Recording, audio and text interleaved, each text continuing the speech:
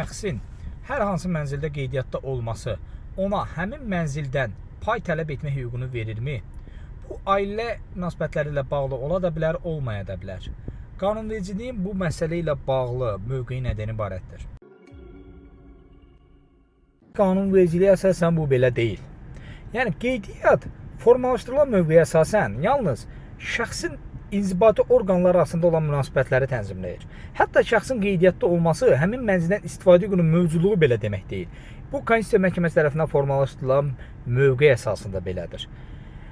Bu baxımdan da istifadə hüququnu belə verməyən qeydiyyat şəxsə pay tələb etmə hüququnu da verə bilməz.